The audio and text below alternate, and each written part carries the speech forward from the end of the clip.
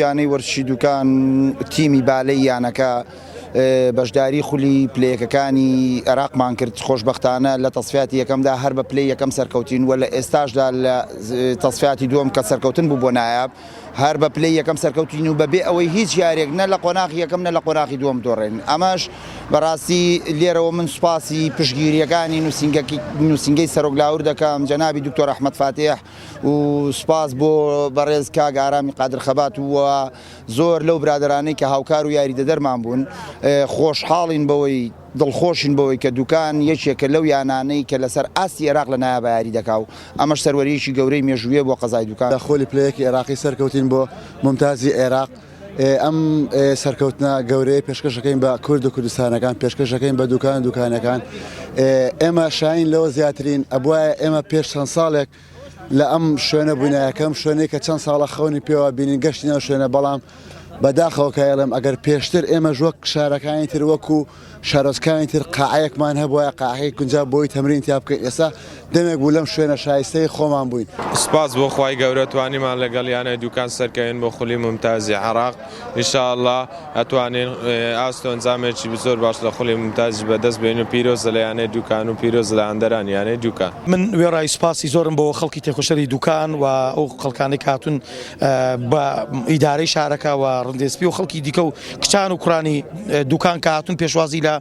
خوشک و براکانیان بکەن کە لە بەغداوە تەشریفیان هێناوەتەوە و خوشک و براکانیان لێرە بە پەرۆشی سەرکەوتنی ئەوان بوون. من وێڕای دەستخۆشیم لێیان پیرۆزباییکردنم لە یانەی دوکان و هەموو خەڵکی تێکۆشەری کوردستان بۆی کە ئەمان سەرکەوتنێکی گەورەیان لەسەر ئاستی عێراق بەدەستێناوەوە بوون بە یەکەم بەڕاستی. من دەمەوێت ئەوە بڵێم کە بۆردی وەردشی یەکێتی نیشتیمانی کوردستان بە پشتیوانی هەواڵانی هاوسەرۆک و دەستەی کارژێڕی مەکتەبی سیاسی و سەرکردایەتی یەکێتی بەردەوامە لە زاخۆ بۆ خانەقین بە کەرکووک و ناوچە شێشە لەسەرەکان بۆ پشتیوانیکردن لە یانەکان لە هەموو بوارەکانی وەردش وە لەو چوارچێوێدایمە پشتیوانی یانەی دوکانیشمان کردووەوە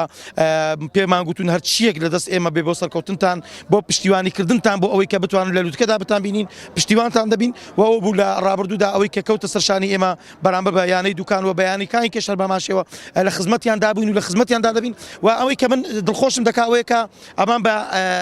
ئەنجامێکی زۆر کەموێنە لەسەر ئاسی عێراق یەکەم هاتوونەوە و لێرەش پێشوازی گەرمی جەماوەر و پێشوازی گەرمی خەڵک دەرخەری ئەو ڕاستەیە کە هەموو لایەکمان دڵخۆشین بە هاتنەوەیان بۆ سەرکەوتنەوە و گرنگیشەوە بڵم کە ئەمە سەرکەوتنی دوکان نییە سەرکەوتنی هەموو هەرێمی کوردستانە و سەرکەوتنی گەلەکەمان لەو بوارەی وەردشی وادارم سەرکەوت من دیسانیش دەڵێم بۆردی وەردش دەرگەی کراوەی بۆ ئەمان و پشتیوانی هەموو بوارەکانی وەردش دەبین بە دوکانەوە بۆ هەموو ناوچەکانی کێ کوردستان.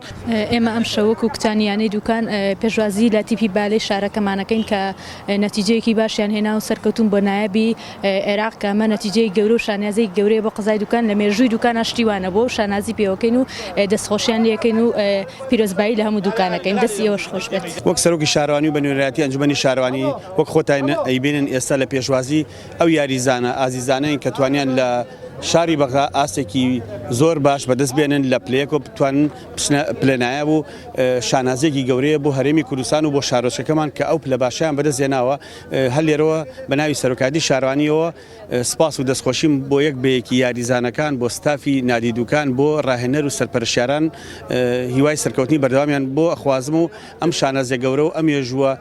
وەرزشیان بۆ قەزاکەمان تۆمار کردووە جێی شانازین بۆ هەموو لایەک و هیوای بەردەوامیان بۆ خوازم.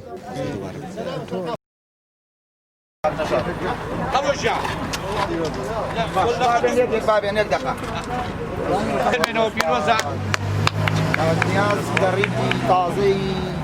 یانەی دوکان و پێشتری ئارارات و شەقڵاوە کامیاز فەرموو قادر خەبات باشترین هاوکار بەخێر بێنەوە ماندوو نەبن